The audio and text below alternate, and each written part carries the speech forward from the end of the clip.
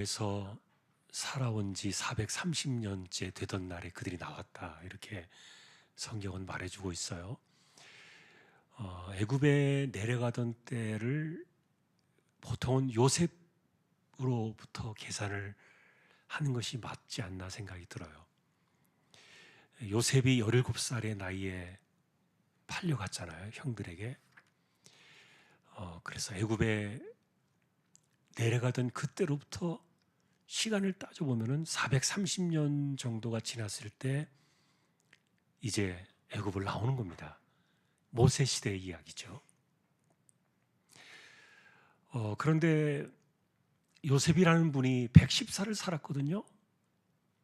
그럼 17살에 애굽에 끌려가서 110살에 죽었으니까 그러면은 대략 한 90년이 좀 넘는 세월을 살았겠죠, 요셉은. 그리고 그의 후손들이 다 내려왔습니다. 가족들이 다 내려왔고, 그렇게 해서 거기에서 400년 이상이 지나가 버린 거예요.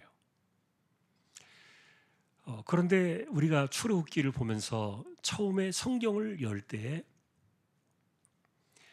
요셉을 알지 못하는 새로운 왕이 일어나게 되면서부터 이스라엘 백성들이 고통을 당하기 시작했다, 그렇게 나오죠. 그래서 우리는 그것을 간단하게 그들이 겪었던 이야기들을 출애굽기 1장에 가서 보면은 노예 생활을 했다, 그렇게 보여져요. 여러분, 노예는 품삯을 주고 일을 시키는 존재가 아니에요.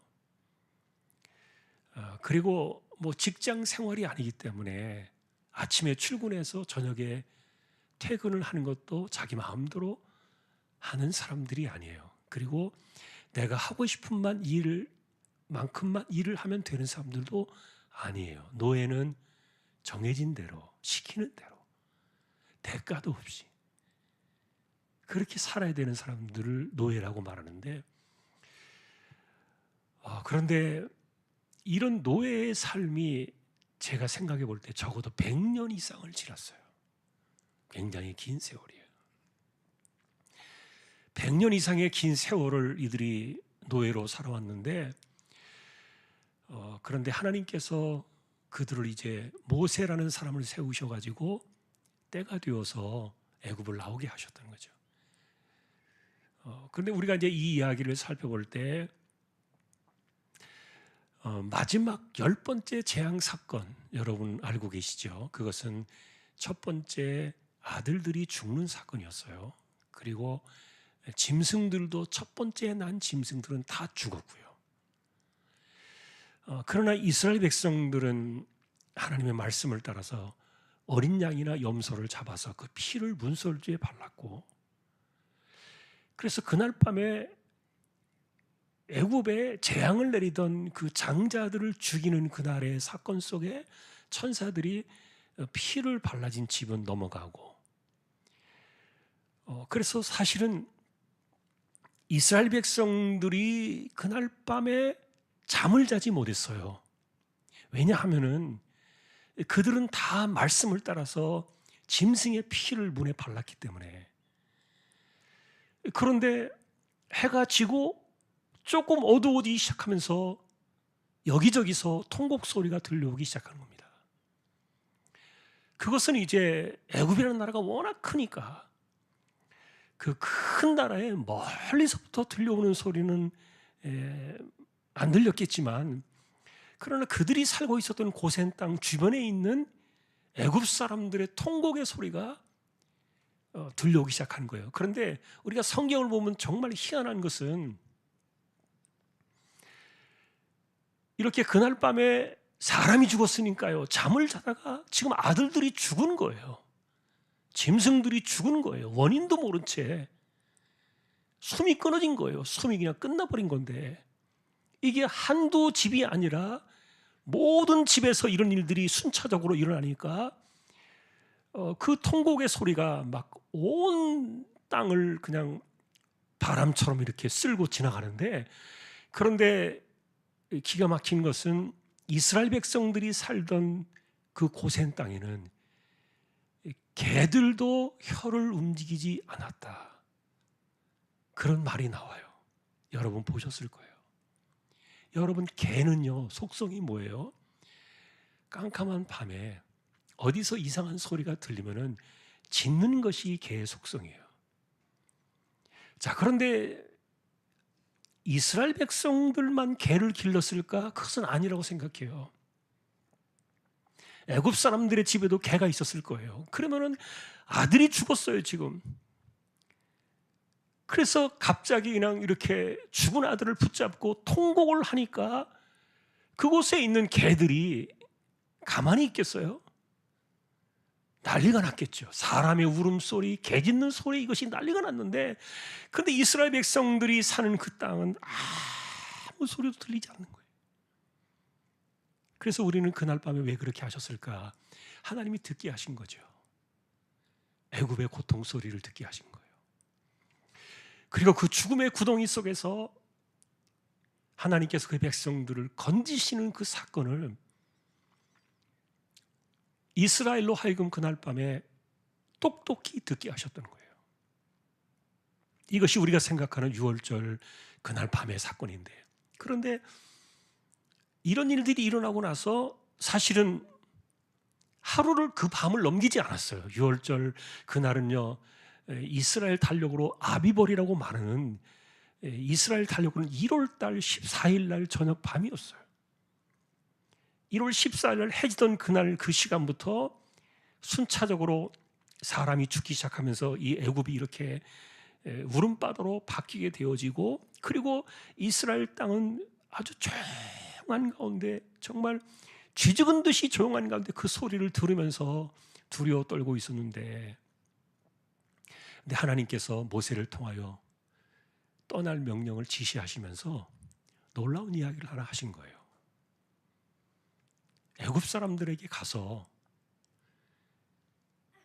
돈을 좀 달라 그러는 거예요. 우리식으로 말하면 돈을 좀 달라. 그 은금 패물이 있거든, 좀 달라. 자, 그런데 이 정신 나간 애굽 사람들이 주는 거예요. 여러분, 이런 사건들이 지금 일어나고 있는 환경을 우리가 지금 성경에서 보고 있는데, 이게 가능한 일이냐 하는 거예요. 왜냐하면 지금 아들이 죽었잖아요. 지금 집에 정신이 없어요. 지금 아들이 죽고 짐승들이 죽고 난리가 나는 거예요. 그런데 이렇게 사람이 죽고 정신없는 마당에 이 노예로 살던 이스라엘 백성들이 갑자기 와가지고는 우리 지금 떠날라 그러는데, 은금 패물 있는 거 있으면 좀 내놔라 이러는 거예요. 그러니까 일반 우리 감정으로 생각하면요, 이게 뭡니까? 불난 데다가 기름을 끼얹는 것처럼 화를 더 돋구는 일 아니겠어요?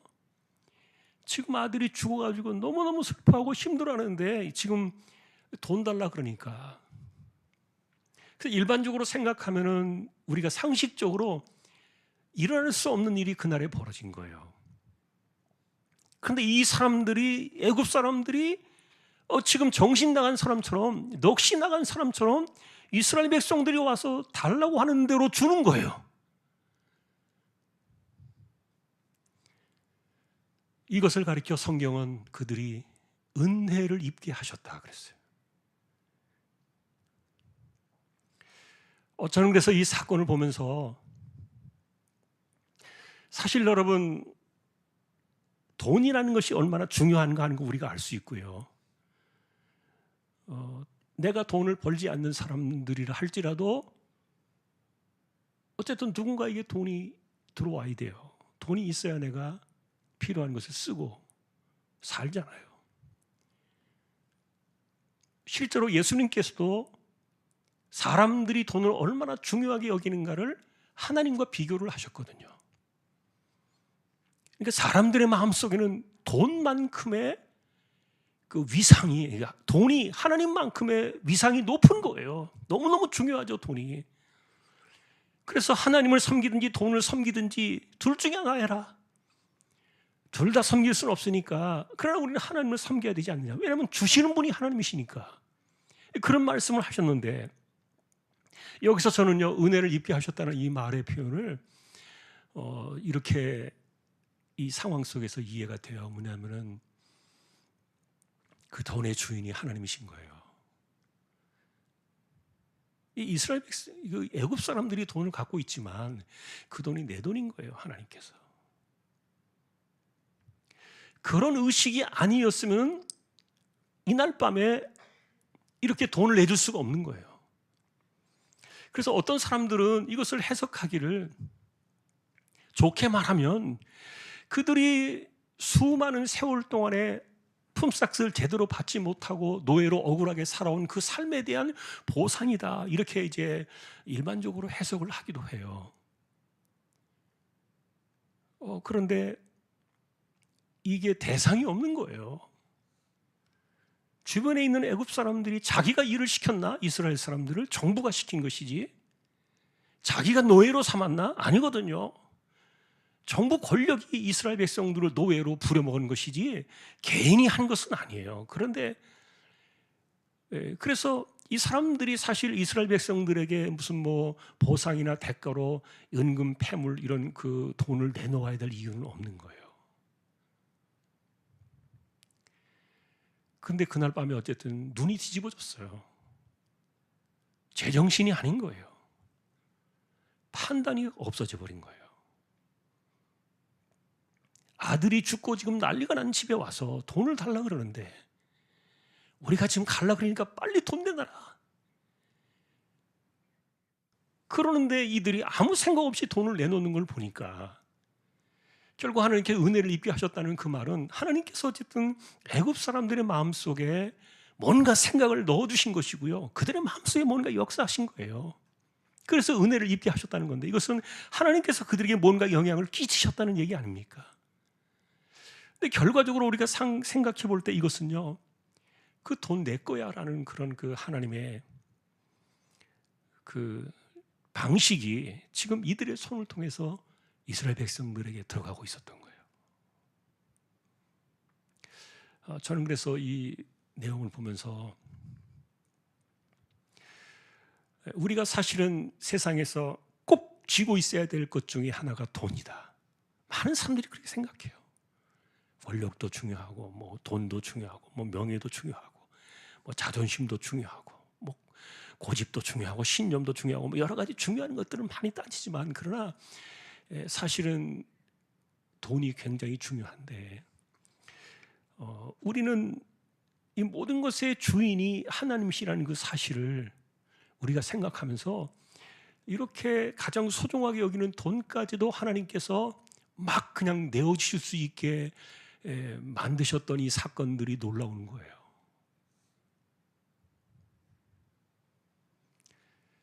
자, 그런데 이렇게 사실은 그들이 받았던 돈 이런 것들이 나중에 광야로 들어가서 이스라엘 백성들에게 무슨 뭐 가치가 되겠어요? 의미가 있겠어요?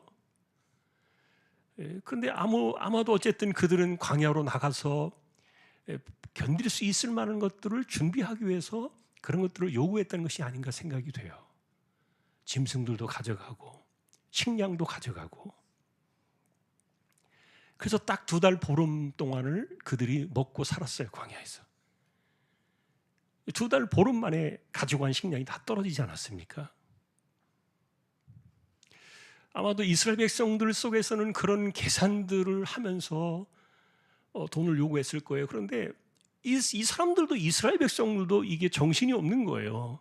믿음이 아니고는 도저히 할 수 없는 일을 지금 하고 있는 거예요. 하나님께서 하라 하시니까 모세를 통해서 하라 하시니까 정말 전혀 상관이 없는 그런 애굽 사람의 집에 들어가서 돈을 달라고 이렇게 말하는 것도 이게 상식적이지 않은데 달라는 사람들도 그렇고 또 이것을 갖다가 정신머리 없이 내놓는 사람들도 그렇고 그래서 이 돈이 이렇게 왔다 갔다 하는 이런 그 과정들 속에서 흐름의 내용들을 바라볼 때 하나님께서 간섭하시고 역사하시고 주장하셨다는 것들을 우리가 분명히 볼 수 있는데 그것을 가리켜서 오늘 성경은 은혜를 입히게 하셨다 이렇게 표현을 한 거예요. 은혜를 입히셨다.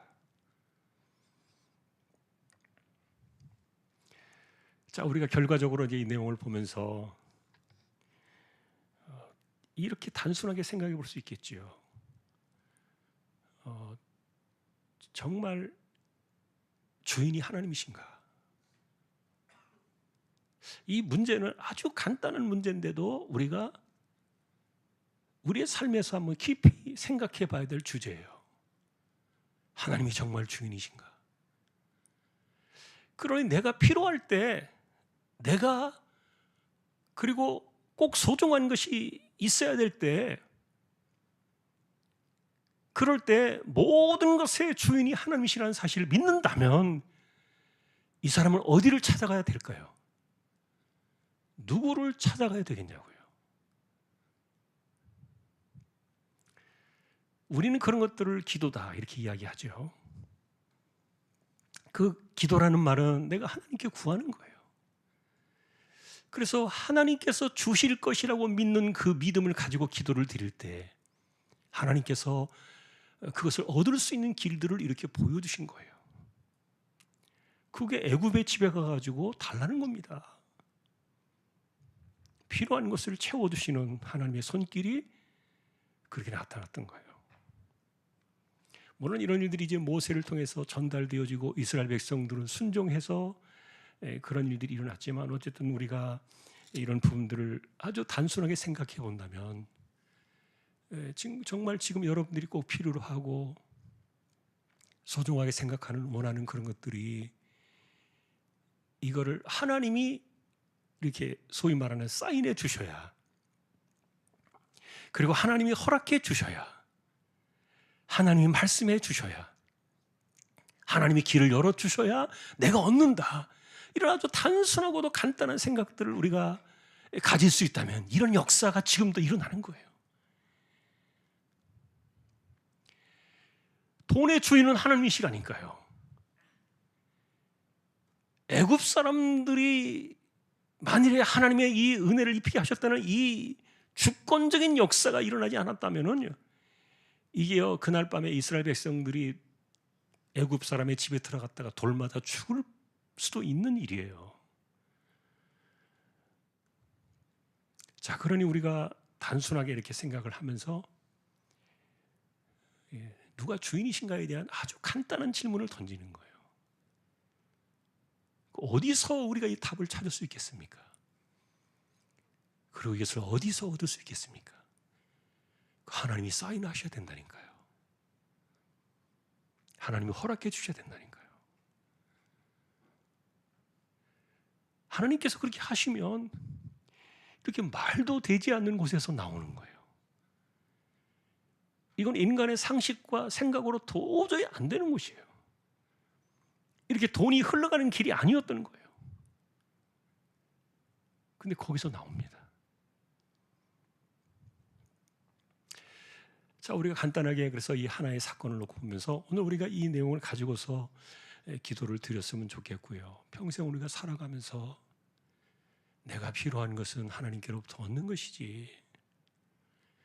그리고 하나님께서 주실 때 너 어디 가서 어떻게 해라 라고 이렇게 사인을 받고 길을 알려주시고 생각지 않은 것들을 열어주시고 하는 것은 하나님이 그분이 하시는 일들이에요. 우리는 그저 하나님만을 바라보며 말씀을 듣고 순종하면 되는 거예요. 신앙의 삶은 그래요. 사실 그날 밤에 유월절이라는 그 짐승의 피를 통해서 그 애굽의 그 장자들의 죽음으로부터 이스라엘은 건짐을 받는 이 엄청난 구원 사건이 있었지만, 그래서 이 사실은 돈을 그들이 받았던 이 사건은 아주 작은 일들이었어요. 목숨이 더 중요하니까 돈보다. 그런데 목숨다움으로 또 중요하게 그들이 생각해, 우리가 생각하는 부분들이 돈이니까 이거 하나님이 챙겨주신 거예요. 자, 그래서 우리가 뭐 영적인 순서를 생각해 본다면 우리가 하나님을 믿고 영혼의 구원을 받고 이런 신앙의 순서가 우선이 돼야 되겠지만, 그러나 그 다음에 또 그렇게 살아가도록 그렇게 살아가야 될 사람들을 지키시고 또 인도하시고 책임지시는 하나님의 방식 속에는 우리가 사는 육신으로 살아가는 삶의 방식들, 이렇게 돈을 거두어가는, 돈을 받아가는 이런 일들조차도 하나님께서 신경을 쓰셨던 거예요. 말씀하지 않으셨다면요, 이날 밤에 전혀 생각할 수 없는 일이에요. 그냥 나오기가 바빴을 것이고, 왜냐하면 도망치듯이 그날 밤에 1월 14일 날, 1월 15일 날 새벽에 그들이 나왔으니까요. 그들이 애굽을 빠져나와가지고 왔기 때문에 이거는 사람들의, 이스라엘의 머리에서 나온 생각이 아니에요. 그리고 애굽의 머리에서 나온 생각도 아니었고요. 이건 하나님의 생각이었어요. 거기에 가면은 돈의 길이 보인다. 그리 가라. 그들이 줄 거야. 근데 가보니까 진짜 돈이 나와요. 울다가도 사람들이 울음을 그치고 자기 집안에 있는 장롱을 뒤져가지고 집안에 깊숙이 감춰놓았던 은금 패물을 꺼내가지고 주는 거예요. 이게 제정신으로 되는 일이냐고요. 하나님이 하셨다. 그래서 두 번째는 챙기시는 하나님을 보는 거예요. 우리의 필요를 챙기시는 하나님. 그분은 주인이시기 때문에, 모든 것의 주인이시기 때문에, 사람들은 관리자라고 우리가 말하잖아요. 내가 관리할 뿐이지, 나는 청지기일 뿐이지, 이건 내가 주인이 아니라니까요. 근데 하나님께 챙겨주시면서 그 물질의 흐름들을 통제하시고 주관하신다는 것을 보여주신 거예요. 자, 하나님께서 챙기지 않으셨다면 그날 밤에 이런 일들은 일어나지 않았을 것이다. 그것을 이야기하는 겁니다. 아, 하나님이 챙겨주셨구나. 자, 여러분, 우리가 믿는 하나님이 또 그런 분이시라는 거 한 번 더 우리가 기억을 하고요. 하나님을 신뢰하고 산다는 것은 나의 필요를 채워주신다는 그 믿음을 갖고 사는 거예요. 자, 오늘도 우리가 기도하실 때, 내가 하나님을 구하고 의지할 때 하나님께서, 그래, 너 이렇게 해. 너 이런 길을 가면 될 거야. 내가 그곳에 다 준비를 해놓을 테니까 그 사람들의 마음속에 은혜를 받은 사람의 마음이 되게 할 테니까 해봐. 뭐 그런 거 아닙니까? 자, 오늘 우리는 그런 신앙 가운데 하나님을 믿으며 살아갑니다. 우리 인생에 하나님이 그런 분이 되셨으면 좋겠고요. 다른 데 가서 기웃거리고 우리가 시간을 허비하고 그럴 필요가 없어요. 모든 것의 주인이시며 우리를 챙기시는 하나님. 그래서 우리에게 가르쳐 주시고 일러 주시고 길을 보여주시고 모든 것을 다 준비해 놓으시는 하나님. 가보니까 되는 거예요. 가보니까. 자, 오늘도 우리는 이와 같은 말씀들을 기억하면서 이것이 이제 은혜를 입히게 하셨다는 이 단어 한마디 속에 이런 내용들이 들어있다. 우리가 한 번 더 기억하면서 우리가 믿는 하나님의 그런 하나님을 잊지 않는 우리 모두가 될 수 있기를 주님의 이름으로 축복합니다. 오늘도 우리가 기도할 때요, 눈을 감고 우리가 손을 가볍게 들고 주여 한번 외치고 하나님을 구하면서 찾고 부르짖는 가운데 우리에게 주인으로 찾아오시는 하나님, 그리고 우리를 챙겨주시는 하나님, 길을 열어주시고 보여주시고 모든 것을 준비해 놓으시는 하나님, 그 하나님을 바라보면서 오늘 우리가 승리할 수 있기를 소망하면서 주여 한번 외치고 기도로 나가겠습니다. 주여! 하나님 아버지 감사합니다.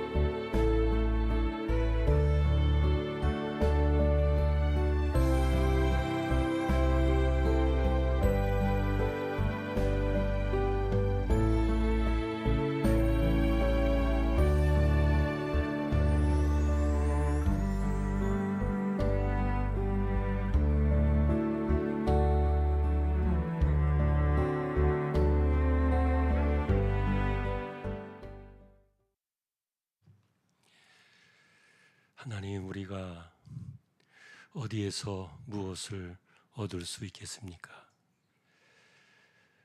어떤 것이든지 하나님이 주셔야 하고, 하나님이 허락해 주셔야 하고, 또 하나님이 말씀해 주셔야 하고, 하나님이 길을 열어 주셔야 하고, 하나님께서 예비해 주셔야만 된다는 이 간단한 사실을 저희가 오늘도 기억합니다. 상식적이지 못한 환경 속에서 하나님은 애굽 사람들을 은혜를 입히게 하셔서 말도 되지 않는 이 돈들을 내놓게 하셨습니다. 정말 상상할 수 없는 일들 가운데서도 일을 이루시는 하나님, 우리의 필요를 채우시고 또 필요한 것을 챙겨주시는 하나님, 우리가 그 믿음으로 하나님을 신뢰하며 삽니다.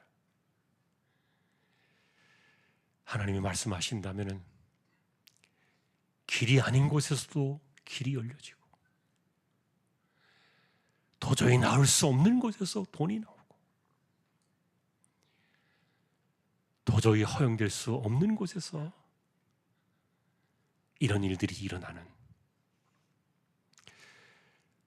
이와 같은 것들을 얼마든지 마음만 먹으시면 행하실 수 있는 분이 하나님이심을 기억하며 모든 것의 주인이시기 때문에 그 하나님만을 우리의 영원한 답으로 삼고